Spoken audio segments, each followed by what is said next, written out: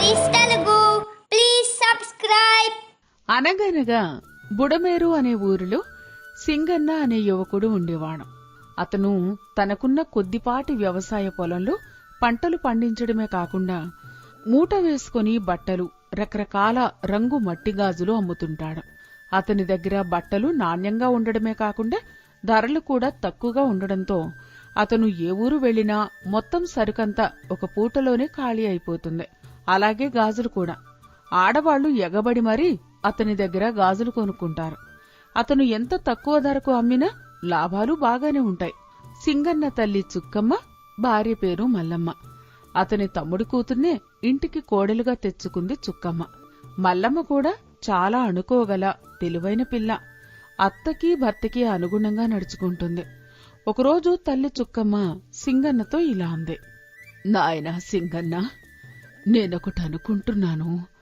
అందుకు నీ అభిప్రాయమేంటో చెప్పు. అమ్మా, నీ మాటకి నేనెప్పుడైనా కాదన్నానా? నువ్వేమనుకుంటున్నావో నిరభ్యంతరంగా చెప్పు.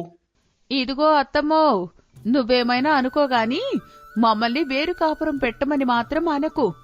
నువ్వుండవే తింగరపిల్ల. నేననుకునేది అది మాత్రమే కాదులే. మిమ్మల్ని వదిలి నేనెక్కడికి వెళ్తాను? మిమ్మల్ని ఎక్కడికి వెళ్ళనిస్తాను? మరి నువ్వేమనుకుంటున్నావో చెప్పమ్మా.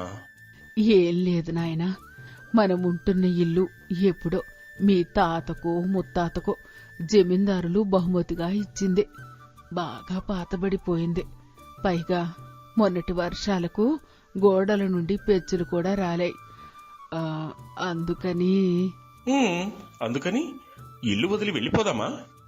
అబ్బా, నేను చెప్పేది పూర్తిగా వినరా? ఇది మన వంశస్థుల జ్ఞాపకం. అందుకే ఈ ఇంటిని పడగొట్టి ఇదే స్థలంలో కొత్తగా ఇల్లు కట్టుకుందాం.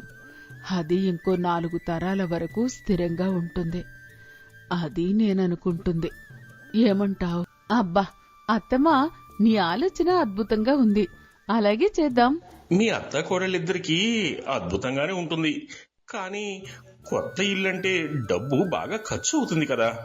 కొత్త ఇల్లు కట్టడానికి తగిన డబ్బు మన దగ్గర ఉండాలి కదా అమ్మా. నాయనా సింగన్న, డబ్బు గురించి నువ్వు ఆలోచించుకో. మన వ్యవసాయం మీద రాబడిలో కొంత, ఇంకా నీ వ్యాపారంలో నువ్విచ్చిన లాభాల్లో కొంత సొమ్ము నేను భద్రపరిచాను. ఇంకా సరిపోకపోతే మీ మామయ్యను అడుగుదాం. ఆ మాత్రం ఇవ్వకపోతాడా? ఎందుకివ్వరు? ఇవ్వకపోతే మా నాయనని ముక్కు పిండి తీసుకుని వస్తాను. అయినా ఈ ఇల్లు విరగదీసినప్పుడు ఇందులో కొంత కలప మనకి తప్పకుండా పనిచేస్తుంది. దానిని తిరిగి వాడితే కొంత ఖర్చు తగ్గుతుంది. ఇది నా ఆలోచన. ఏమంటావు? నీ ఆలోచన బాగానే ఉందమ్మా. మన గ్రామ పెద్దగారికి ఒక మాట చెప్పి పంతులు గారితో పని ప్రారంభించడానికి ముహూర్తం పెట్టిస్తాను. మన ఇల్లు మనం తిరిగి కట్టుకోవడానికి గ్రామ పెద్దకి చెప్పడం ఎందుకురా? అమ్మా, ఇది మన తాతల నాటిదే. అయినా వాళ్ళు కష్టపడి సంపాదించినది కాదు. వాళ్లకు జమీందారులు కానుకగా ఇచ్చినది. అయితే జమీందారులు కానుకగా ఇస్తున్నట్టు రాసి ఇచ్చిన పత్రాలు ఇంకా మన దగ్గర భద్రంగానే ఉన్నాయి. అయినా గ్రామ పెద్ద కదా, ఆయన చెవిని కూడా ఒక మాట వేస్తే రేపు ఏ మంచి చెడ్లకైనా పలుకుతాడు. బావ చెప్పింది కూడా నిజమే అత్తమ్మా. సరే అలాగే కాని పని తొందరగా మొదలు పెట్టేలా చూడు. అవునత్తమ్మా, ఇల్లు కూలగొడితే మనం ఎక్కడుంటాం? ఇల్లు పూర్తవడానికి కనీసం 1 నెల రోజులైనా పడుతుంది కదా. అదేం ప్రశ్న మల్లమ్మా. ఈ జాగాలోనే ఏదో ఒక మూల పాక వేసుకుని ఉంటాం. ఇంటికి కావలసిన సామాన్లు తెచ్చి భద్రపరుచుకోవడానికి కూడా ఏదో ఒక నీడ కావాలి కదా. అక్కడే మనం ఒక మూలన ఉంటాం కొద్ది రోజులు. ఏం ఉండలేవా? మనం ఇక్కడే ఉంటే మన సామాన్లకి కూడా భద్రత ఉంటుంది. అదేంటత్తమ్మా అలా అంటావ్? తెలుసుకోవాలని అడిగాను. సరే, నేను పోయి అన్ని విషయాలు మాట్లాడుకుని ముహూర్తం పెట్టించుకుని వస్తాను. తొందరలోనే ప్రారంభిద్దాము అని బయటికి వెళ్లిపోయాడు. అలా బయటికి వెళ్లిన సింగన్న తిన్నగా గ్రామ పెద్ద ఇంటికి వెళ్తాడు. గ్రామ పెద్దగారు, నమస్కారమయ్యా. రా సింగన్న, అంతా కులాసేనా? ఏంటి ఇలా వచ్చావు? ఏదైనా పనా? అవునయ్యా, ఇప్పుడు మేము ఉంటున్న ఇల్లు బాగా పాతబడిపోయినది, శిథిలావస్థకి వచ్చిందయ్యా.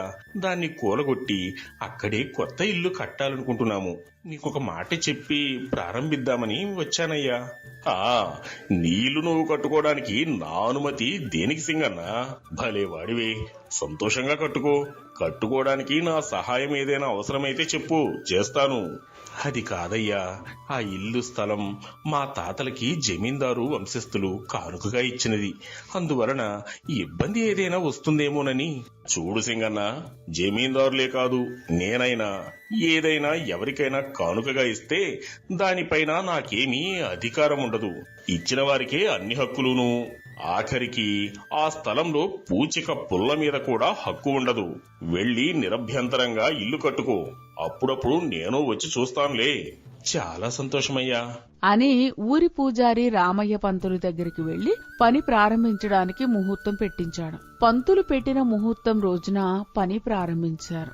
కూలగొట్టే పనికి సింగన్న, చుక్కమ్మ, మల్లమ్మ కాకుండా బాగా నమ్మకస్తులైన 2 మనుషుల్ని కూలీకి పెట్టుకున్నారు. 2 రోజులు పని బాగానే నడిచింది. 3వ రోజు సింగన్న మిద్దె కప్పు మట్టిది కూలగొడుతూ ఉండగా అందులో 2 తోలు సంచులు బయటపడ్డాయి. అవి మూతి బిగించి కట్టున్నాయి. అవి ఏమిటా అని విప్పి చూస్తే పాతకాలం నాటి 7 వారాల నగలతో పాటు బంగారు నాణాలు, వజ్ర వైడూర్యాలు ఆ 2 సంచుల్లో ఉన్నాయి.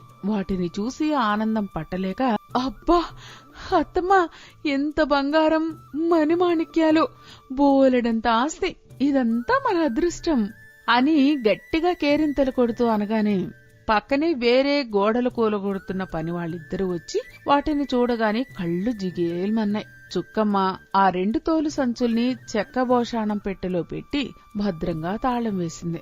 అయితే ఆ విషయం ఇల్లు కూలగొట్టడానికి వచ్చిన 2 పనివాళ్ల ద్వారా ఊరంతా తెలిసిపోయింది. అలాగే ఊరి జమీందారు వారసుడు, ప్రస్తుతం జమీందారు విరాటవర్మకి తెలిసింది. విరాటవర్మ చాలా దురాశపరుడు, పిల్లికి బిచ్చం కూడా పెట్టడు. వంశం జమీందారీ వంశమే కాని బుద్ధులు చాలా నీచమైనవి. విషయం తెలిసిన విరాటవర్మ వెంటనే భార్య సుమతితో ఇలా అన్నాడు. సుమతి, ఆ సింగన్నకి దొరికిన నిధి అంతా మనది. ఇప్పుడే సింగన్న దగ్గరికి వెళ్లి దాన్ని తీసుకువస్తాను. ఏమయ్యా, ఎప్పుడో మీ తాతలు సింగన్న పూర్వీకులకు దానంగా ఇచ్చిన ఇల్లది. అందులో బంగారం దొరికినా బొగ్గు దొరికినా అది సింగన్నకే చెందుతుంది కాని మనకి ఎలా చెందుతుంది? ఎక్కువ ఆలోచించకుండా ప్రశాంతంగా ఉండండి. కొన్ని కోట్లు విలువ చేసే నిధి ఎలా వదిలేయమంటావు? మనది కాని దాని గురించి ఆలోచించకూడదు, ఆశించకూడదు. అది మనదే. సింగన్న మర్యాదగా ఇచ్చాడా సరే, లేదంటే గ్రామ పెద్ద దగ్గర న్యాయం తెలుస్తాను. ఏమయ్యోయ్, నువ్వు అనవసరంగా ఆవేశపడుతున్నావు. ఏది ఎవరికి దక్కాలనేది అంతా ఆ దైవ నిర్ణయం. మనకి దక్కాలని ఉంటే సన్నిధి ఏదో మన ఇంట్లో మనకే దొరికేది కదా. సన్నిధి మీద సింగన్న పేరు రాసి ఉంది. దాని గురించి ఎక్కువ ఆలోచించక గమ్మునుండు. ఇదిగో సుమతి, నువ్వు మెట్ట వేదాంతాలు చెప్పకు. ఆ నిధి నాకు దక్కాలని ఉంది కాబట్టి నా తరంలో, నా హయాంలో బయటపడింది. అది నాకే చెందుతుంది. ఇదిగో నేనొక మాట చెప్పనా? దురాశ దుఃఖానికి చేటు అన్నారు పెద్దలు. మనకి ఉన్నది మనకి సరిపోదా? ఇంకో 10 తరాలకు సరిపడా మనకిచ్చిపోయారు మీ పెద్దలు. ఉన్నదాంతో తృప్తి పడితే దానికి మించిన ఆనందం ఇంకొకటి ఉండదు. నువ్వెన్నైనా చెప్పు, నాకు డబ్బే ప్రధానం. మనకి ఉందని వచ్చిన దాన్ని వదులుకుంటామా? ససేమిరా వదలను. సరేగాని నువ్వొకటి ఆలోచించు. మీ పూర్వీకులు ఆనాడు ఆ మిద్దెలో నిధి దాచిన వారికి ఆ ఇంటిని సింగన్న పూర్వీకులకు కానుకగా దానమిస్తున్నప్పుడు తెలీదా ఆ ఇంటి మిద్దెలో నిధి దాచి ఉందని? సింగన్న పూర్వీకులు మన పూర్వీకులకు చేసిన సేవలకు కృతజ్ఞతగా కావాలనే ఆ ఇంటిని నిధితో పాటు కానుకగా ఇచ్చారేమో. ఏదో ఒకనాడు సన్నిధి బయటపడి సింగన్న వంశస్థులు బాగుపడతారని. అలా ఎందుకు ఆలోచించకూడదు? ఇక దాని సంగతి వదిలేయవయ్యా. వదలనుగాక వదలను. ఇప్పుడే గ్రామ పెద్ద దగ్గర వాడి సంగతి తేలుస్తాను.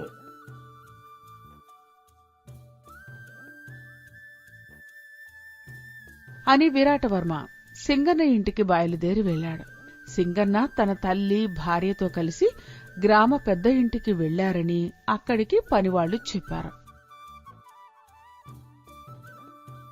గ్రామ పెద్ద ఇంటి దగ్గర గ్రామ పెద్దతో, అయ్యా గ్రామ పెద్ద గారు, నిన్న నేను ఇంటి మిద్దె కూలగొడుతుంటే మట్టి మధ్యలో 2 తోలు సంచులు దొరికాయి. వాటి నిండా నగలు రత్నాలు ఉన్నాయి. నిన్ననే తీసుకువద్దామనుకుంటే అప్పటికే చీకటి పడింది. ఇవిగోండి ఆ 2 సంచులు. ఈ ధనాన్ని ఊరు అభివృద్ధి కోసం ఉపయోగించండి అంటుండగా అప్పుడే అక్కడికి వచ్చిన విరాటవర్మ, అత్త సొమ్ము అల్లుడు ధార పోయడం అంటే ఇదే. ఎవరి సొమ్ము ఎవరికి దానం ఇస్తావురా సింగన్న? ఇది జమీందారు విరాటవర్మ సొమ్ము. నా సొమ్ముని నువ్వు ఊరి బావు కోసం ఎలా దానమిస్తావు? ఇది నీ సొమ్మెలా అవుతుందయ్యా? ఎప్పుడో మీ పూర్వీకులు ఆ ఇంటిని మా పూర్వీకులకు కానుకగా ఇస్తూ అలా ఇస్తున్నట్టు పత్రాలు కూడా రాసి ఇచ్చారు. అప్పుడు ఈ సొమ్ము నాదవుతుంది గాని మీదెలా అవుతుంది? మా పూర్వీకులకు ఆ మిద్దెలో నిధి దాచిన సంగతి తెలియక కానుకగా దానం ఇచ్చి ఉంటారు. అంటే అది జమీందారు వంశానిదే కదా. విరాటవర్మ ఆశబోతుతనం, కక్కుర్తి గుణం గురించి తెలిసినా అక్కడికి వచ్చిన ఊరి జనం ఈ సమస్య ఎలా పరిష్కారం అవుతుందా అని ఉత్కంఠగా ఎదురు చూస్తున్నారు. ఏమండి గ్రామ పెద్దగారు, మీరైనా న్యాయం చెప్పండి. అది జమీందారి వంశానికి చెందాలి కదా. విరాటవర్మ గారు, మీ పూర్వీకులు ఆ ఇంటిని సింగన్న పూర్వీకులకు కానుకగా దానం ఇచ్చి ఉండకపోతే ఈ నిధి ఖచ్చితంగా మీకు చెందాలి. కానీ సింగన్న పూర్వీకులతో పాటు ఈ తరం సింగన్న వరకు ఆ ఇంట్లో నివాసం ఉంటున్నారు. ఆ ఇంటి మిద్దెలో నిధి ఉందన్న సంగతి నిన్నటి వరకు ఎవరికీ తెలియదు, మీతో సహా కదా. అయినా సింగన్న దగ్గర మీ పూర్వీకులు కానుకగా ఇచ్చినట్టు రాసి ఇచ్చిన పత్రాలు కూడా ఉన్నాయి. ఇవిగో చూడండి. నాకదంతా అనవసరం. గ్రామ పెద్దగారు, మా ఇంట్లో దొరికిన నిధి నాదే. గ్రామ పెద్దగారు, అది జమీందారు గారి ఇల్లు ఎలా అవుతుందండి? మీరే న్యాయం చెప్పండి. వర్మగారు, దీనికి ఒకటే పరిష్కారం ఉంది. ఏమిటది చెప్పండి. ఈ నిధి సంచులను, సింగన్న దగ్గరున్న ఇంటి పత్రాలను ఈ ప్రాంతం కొత్వాలు గారికి పంపిస్తాను. ఆయన న్యాయ నిర్ణయం తీసుకుని నిధి ఎవరికి చెందుతుందో ఆయన నిర్ణయిస్తారు. దానికి సమయం 6 నెలలైనా పట్టవచ్చు. లేదా మీకు ఇప్పుడే న్యాయం కావాలంటే మీకు చెందని నిధి అయినా సరే సింగన్నతో ఈ నిధికి విలువైన పైకం ఇప్పిస్తాను. మీకు ఏది సమ్మతమో చెప్పండి. ఆ నిధి విలువ సుమారు 10 లక్షలైనా ఉండవచ్చు. నాకు ఎప్పుడో తేలే న్యాయం అక్కర్లేదు. ఇప్పుడే సొమ్ము ఇప్పించండి. సరే అయితే గుమస్తా గారు, ఈ నిధికి తగ్గ విలువ కట్టి ఎంతవుతుందో చెప్పండి. అయ్యా చిత్తం, ఒక్క నిమిషం లోనికి వెళ్ళిపోయి లెక్క కట్టుకు వస్తాను అని గుమస్తా లోనికి పోయి 10 నిమిషాల తర్వాత వచ్చి, అయ్యా, సింగన్న దగ్గర ఉన్న పత్రాల మీదున్న సంవత్సరం ప్రకారం ఆనాటి బంగారం రత్నాల వేల బేరీజు వేసి లెక్క కడితే ఈ నిధికి సుమారుగా 1000 రూపాయలు వెల వచ్చిందయ్యా. అదండి విషయం. సింగన్న, నువ్వు వెంటనే 1000 రూపాయలు తీసి విరాటవర్మ గారికి ఇచ్చేయి అనగానే సింగన్న తన దగ్గర ఉన్న పైకంలో నుండి 1000 రూపాయలు తీసిచ్చాడు.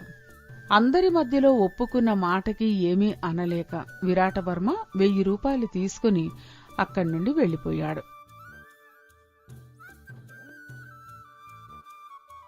సింగన్న, నిజానికి ఈ నిధి నీకే చెందుతుంది. కానీ జమీందారు వంశమైన విరాటవర్మ వంకర బుద్ధి అందరికీ తెలిసినదే కదా. అందుకే 1000 రూపాయలు నీతో ఇప్పించాను. ఏమీ అనుకోకు. అయ్యో పర్వాలేదయ్యా, మీరేం చేసినా అందరికీ మంచే చేస్తారు. ఈ నిధితో కూడా ఊరికి మంచి పనులు చేయండి అయ్యా. ఈ నిధిలో సగం నువ్వు ఉంచుకొని కొత్త ఇల్లు మంచిగా కట్టుకో. ఇంకొంచెం పొలం కొనుక్కొని మంచిగా వ్యవసాయం చేసుకో. మిగిలిన సగం నీ పేరు మీదనే ఊర్లో అవసరమైన సదుపాయాలను ఏర్పాటు చేస్తాను. సరేనా?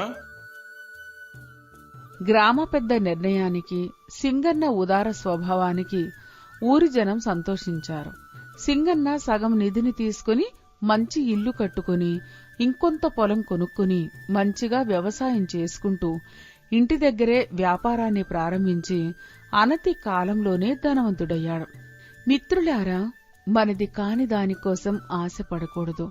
అవునా? ఈ కథ మీకు నచ్చినట్లయితే లైక్ చేయండి, షేర్ చేయండి. మా ఛానల్ని సబ్స్క్రైబ్ చేయండి. మీ అభిప్రాయాలను కామెంటు రూపంలో తప్పక పంపించండి. ధన్యవాదాలు.